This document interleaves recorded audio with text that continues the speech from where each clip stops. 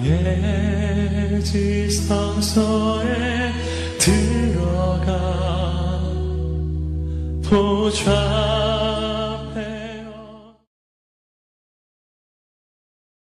우리 말씀을 시작하기 앞서서 우리 함께 인사해보는 시간을 잠시 갖도록 하겠습니다. 저를 따라서 함께 이렇게 해주시면 감사하겠습니다. 오른손을 들고 샬롬 하고 한번 같이 인사해볼까요? 샬롬. 네, 이번에는 옆에 계신 우리 양옆에 계신 성도님들께 우리 평화의 인사를 나누면서 샬롬으로 함께 인사해보겠습니다. 네, 샬롬. 네, 샬롬. 네, 샬롬. 네, 샬롬이라는 말의 뜻은 우리 모두가 잘 알고 있듯이 평화라는 말의 뜻을 가진 유대인들의 인사말입니다. 특별히 이 평화엔 하나님께서 우리에게 주시는 평화라는 의미가 있는데요. 서로 함께 인사하였던 것과 같이 주님의 평화가 언제나 우리 갈릴리 교회 성도님들의 삶의 자리 속에서 함께 하시길 주님의 이름으로 간절히 소망합니다. 네, 우리가 오늘 함께 나눌 말씀의 제목은 지금 작은 씨앗을 심기어라는 제목입니다. 말씀의 제목을 볼 때에 우리가 유심히 볼 수 있는 세 가지의 포인트가 있는데요. 한번 따라해 보도록 하겠습니다. 지금 작은 씨앗 심다. 네, 이 세 가지를 볼 수 있습니다. 오늘은 이 제목에 집중해 보며 우리가 함께 말씀을 나누고자 합니다. 부족한 일꾼으로 하여금 허락하시는 말씀을 통해 함께 은혜 나눌 수 있길 소망합니다. 네, 성도 여러분, 씨앗을 심는다라는 말은 현대인들, 특히 대한민국의 본격적인 산업화가 시작된 1960년대, 70년대 이후에 태어난 사람들한테는 참으로 생소한 단어입니다. 과거 1970년대만 하더라도 농촌 인구가 무려 2천만 명이고 도시 인구가 1,000만 명이었던 데에 반해 1,000만 명이었던 때에 대부분의 국민들이 생업을 위해서 농사를 한 번쯤은 해보았기 때문에 씨앗을 심는다라는 말은 적어도 60년대, 70년대에는 익숙했던 그런 말들일 것입니다. 하지만 그 이후부터 본격적으로 도시와 농촌의 인구가 역전되었고 또한 2015년 통계를 기준으로 볼 때에 도시 인구가 무려 4천만 명, 그리고 농촌 인구가 1,000만 명인 지금 이 시대에는 대다수가 씨앗을 심는다라는 말을 익숙하게 생각하지 못합니다. 현대를 살아가는 도시인들에게 농사를 하고 씨앗을 심는다라는 것이 보편적이지는 않다는 말이죠. 하지만 예수님이 사셨던 2000년 전인 유대 땅에서는 그렇지 않았습니다. 대다수의 사람들이 우리네 예전 농촌과 같이 많은 사람들이 농사를 짓고 그 일을 통해 생업을 유지하는 사람들에게 씨앗을 심는다라는 그런 말은 삶에 정말로 와닿는 그런 이야기였을 것입니다. 그렇다면 오늘날 우리에게 하나님의 말씀을 통해 전해지는 예수님의 겨자씨 하나를 심는 비유가 우리에게는 과연 이해하기가 힘든 그런 이야기가 되는 것일까요? 우리는 현재 농사를 짓지는 않지만 다행히도 한 속담을 통해서 씨앗을 심는다는 것, 그리고 그것의 원리가 무엇인지에 대해서 이해할 수 있는 길이 있습니다. 아마 모든 분들이 아시는 속담일 겁니다. 콩 심은데 콩 나고 팥 심은데 팥 난다. 네, 맞습니다. 어떤 의미일까요? 우리가 어떤 씨앗을 품는 대로 그에 대한 결과를 거둔다라는 그런 속담입니다. 사람에 빗대어 생각해 본다면 사람이 한 말이나 어떤 행동에 대해서 그에 대한 결과를 거두게 된다라고도 우리가 생각해 볼 수 있을 것입니다. 특별히 요새 뉴스에 나오게 되는 그런 문제가 된 스타들을 볼 때에 이 말의 의미에 대해서 참 더 곰곰이 생각하게 되는 것 같습니다. 우리는 비록 현대 도시에 살아가면서 직접 씨앗을 심지는 않지만 전해오는 지혜와 지식들을 통해 씨앗의 원리에 대해선 알고 있습니다. 하지만 우리는 이 씨앗이라는 말의 표현 때문인지는 몰라도 종종 외적으로 지극히 작고 보잘것없어 보이는 이 작은 씨앗에 대해 생각하지 않거나 때로는 무시해버리는 경향이 있습니다.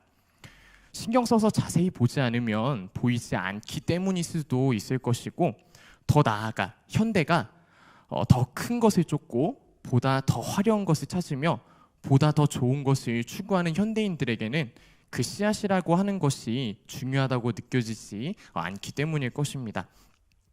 참으로 예수님은 작은 씨앗의 하나의 비유로 우리에게 많은 말씀을 전해주셨습니다. 4가지 땅에 떨어진 씨앗의 비유, 그리고 오늘 우리가 나눌 겨자씨의 비유, 그리고 알곡과 가라지의 비유 등 이를 통해 예수님은 우리에게 하나님의 나라와 우리의 신앙에 대한 비유를 이렇게 말씀해 주셨습니다. 왜 예수님은 굳이 많은 것들 중에서도 작은 씨앗, 그 중에서도 지극히 작은 겨자씨의 비유로 우리들에게 말씀하고 계신 것일까요? 하나님의 생각과 마음으로부터 멀어져 점점 나 중심적으로 그리고 자기 소견에 오른 대로 살려고 하는 이 시대에 하나님께서 우리에게 주시는 말씀에 함께 나아가길 소망합니다. 앞서서 예수님께서 다양한 씨앗의 비유를 통해 말씀하셨다고 이렇게 전한 바 있습니다. 독특하게도 예수님이 말씀하신 씨앗의 비유엔 한 가지 공통적인 원리가 있는데 바로 지극히 작은 것 하나가 그 어느 것보다도 큰 것이 되는 원리를 설명하고 있다는 것입니다. 4가지 땅에 떨어진 비유 가운데 옥토에 떨어진 씨앗이 30배 그리고 60배, 100배의 열매를 거둔다는 것과 겨자씨 한 알이 자라 나무가 되어 공중에 새들이 와서 깃들 만큼 커진다는 것이 바로 이 원리의 증거가 됩니다. 여기에서 우리가 한 가지 집중해 보아야 할 것은 작은 것으로부터 큰 것이 되는 이 놀라운 사건의 중심인 씨앗이 과연 누구로부터 뿌려지고 시작되느냐 하는 것입니다. 우리는 이전에 나눴던 속담, 콩 심은 데 콩 나고 팥 심은 데 팥 난다라는 속담을 생각할 때에 씨앗을 심고 그것을 거두는 것이 사람의 일이다라고 생각하기가 쉽습니다. 때문에 어떤 사람이 한 행동과 생각 때문에 나타난 어떤 결과들은 전적으로 그 사람의 책임이다라고 생각합니다. 하지만 마태복음 13장에 나타나는 씨 뿌리는 자, 그리고 좋은 씨를 뿌리는 자가 인자, 곧 예수님이라는 사실을 우리는 보게 됩니다. 즉 다시 말해 씨를 뿌리는 것은 인간이 아니고 예수님이시고 이것은 곧 작은 것이 큰 것이 되는 그 역사라는 것은 우리로부터 시작되는 것이 아니라 예수님으로부터 시작되는 원리라는 것을 우리가 알게 되는 것입니다. 오해하지 말아야 할 것은 예수님은 아무 씨나 뿌리신 것이 아니라 크게 자라날 수 있는 좋은 씨앗을 뿌리셨다는 것입니다. 그러나 씨를 뿌리시는 분이 예수님이시다라고 한다면 성도님들께서는 아마 이런 질문을 하실 수도 있을 것 같습니다. 그렇다면 어째서 좋은 씨앗으로부터 사람에겐 항상 좋은 열매만 맺히지 않는 것일까요? 라고 말이죠. 왜 그런 것일까요? 좀 더 말씀 속으로 함께 들어가 보도록 하겠습니다. 사랑하는 성도 여러분, 우리는 우리 안에 있는 삶과 믿음이 크게 자라나고 또한 좋은 열매 맺을 것을 앞서 말했듯이 하나님께 예수님을 통하여 이미 약속의 선물로 받았습니다.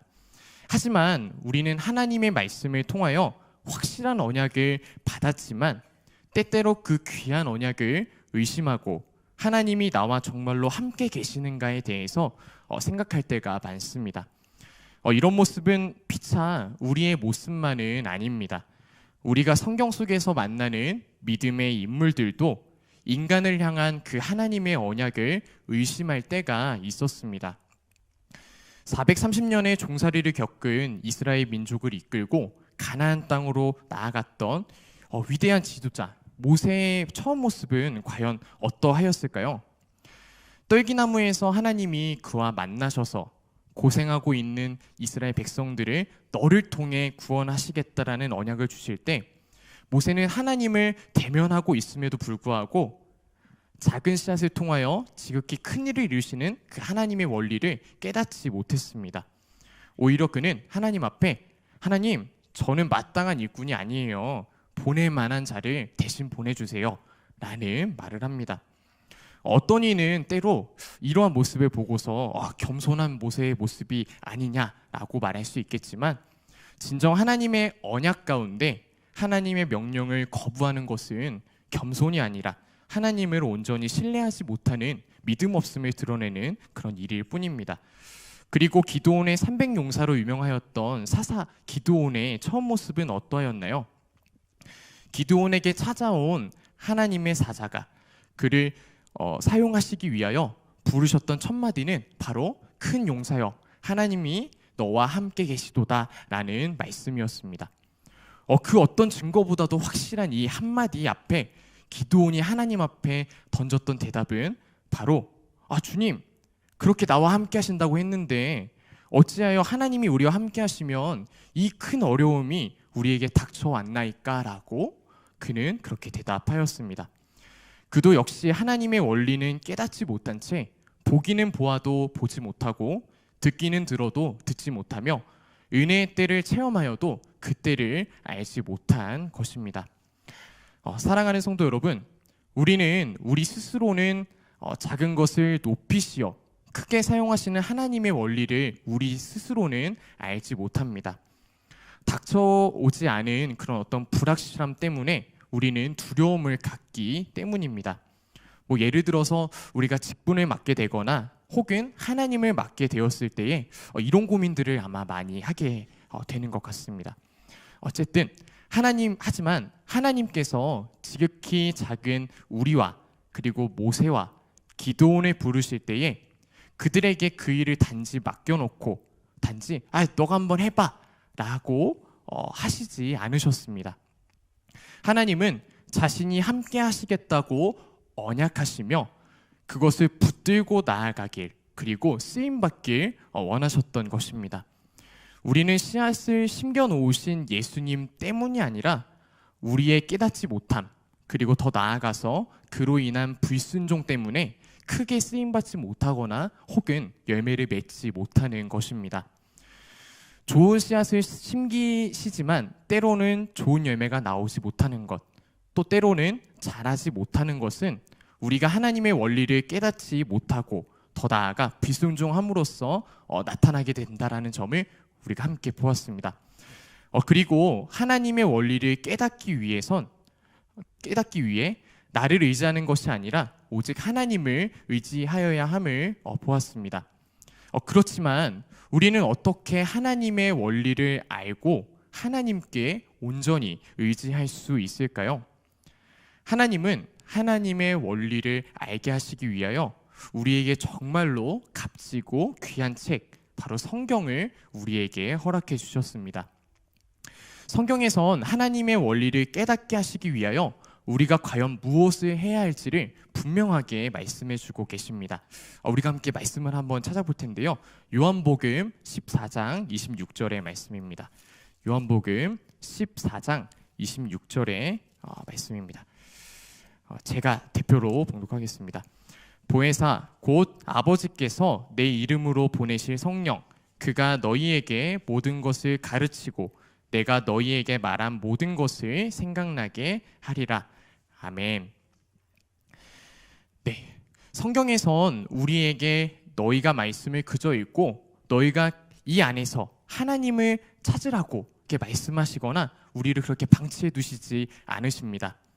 보기는 보아도 보지 못하고 듣기는 들어도 듣지 못하고 은혜를 체험하여도 그때를 알지 못하는 우리들이 보는 것을 바로 보며 듣는 것을 깨닫고 은혜의 때를 알게 하시도록 하나님은 우리에게 성령 하나님을 친히 보내주셨습니다.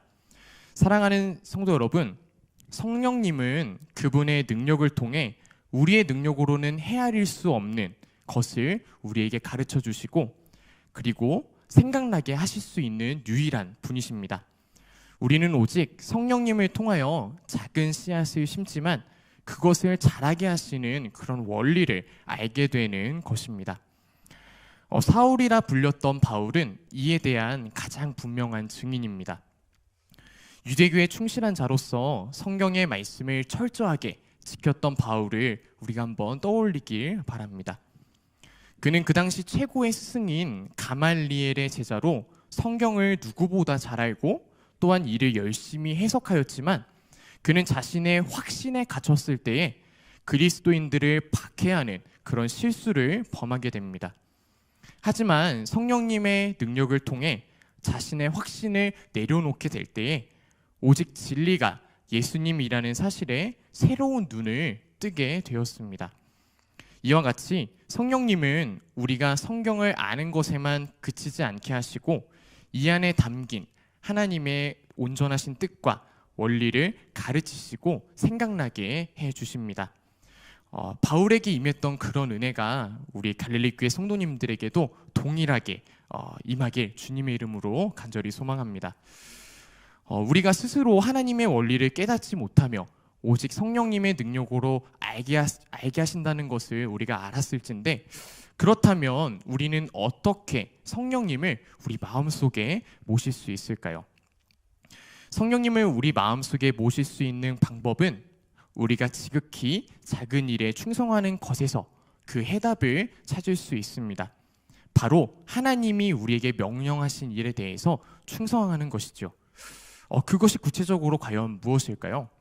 중요하지만 우리가 때때로 소홀히 여기는 말씀 묵상이라던가 혹은 기도에 힘쓰는 일, 그리고 은혜 받을 만한 자리에 참여하는 것이 교회에서는 우리가 기초적으로 하나님께 충성할 수 있는 일일 것입니다.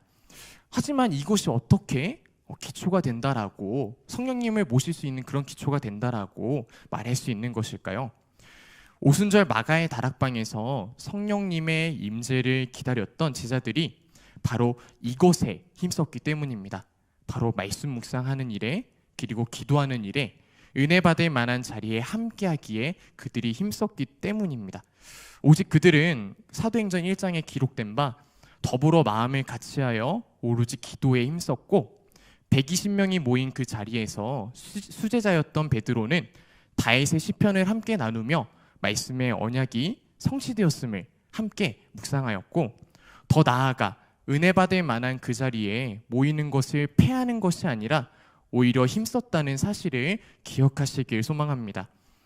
우리는 때때로 내가 어디 기도원에 가야지 더 영적으로 은혜를 받을 수 있다고 생각하거나, 혹은 미래의 어떤 특별한 순간 성령님의 은혜가 갑자기 반짝 나에게 다가오는 때를 간혹 꿈꿀 때가 있습니다. 이때 예수님께서 사마리아 여인에게 하셨던 말씀을 기억하실 수 있길 소망합니다. 예수님은 말씀하셨습니다. 아버지께 참되게 예배하는 자들은 영과 진리로 예배할 때가 오나니 곧 이때라고 말씀하십니다. 그렇습니다. 다른 때가 아닙니다. 그리고 어느 곳이 아닙니다. 내가 서 있는 지금 이 순간, 이 시간이 바로 은혜 받을 만한 때요, 겨자씨만한 작은 씨앗을 큰 능력으로 들어쓰시는 그런 때임을 기억하시길 소망합니다. 그런 의미에서 오늘 이 자리에 세상의 모든 것들을 내려놓으시고서 나오신 우리 갈릴리 성도님들께서는 하나님께 진정 순종하시고자 나오셨음을 믿습니다. 우리 옆에 계신 분들께 한번 서로 한마디씩 해볼까요? 정말로 잘 나오셨습니다. 네, 정말로 잘 나오셨습니다. 네. 사랑하는 성도 여러분, 이미 말씀을 듣기 위하여, 그리고 기도하기 위하여, 그리고 은혜 받을 만한 자리에 나오기 위하여 힘쓴 우리 성도님들께선 분명 은혜 안에서 승리하신 줄로 믿습니다. 우리에게 하나님이 그런 확신을 주신 줄로 믿습니다. 마지막으로 모세와 기드온의 이야기를 한번 다시금 꺼내어 은혜를 나눌 수 있기 원합니다. 그들은 하나님의 원리를 깨닫기 이전 분명 나약한 인간이었음에는 틀림이 없습니다. 하지만 그들이 오직 하나님의 은혜를 통해 하나님의 원리를 깨닫고 그 이후로 쓰임받게 되었을 때에 그들은 지극히 작은 섬김으로부터 시작하여 결국 하나님께서 그들의 믿음을 강건케 하시고 결국 큰 일꾼으로 쓰임받게 해주셨습니다. 하나님의 부르심은 우리의 출신이나 배경 혹은 나이 그 모두에 상관없이 임합니다.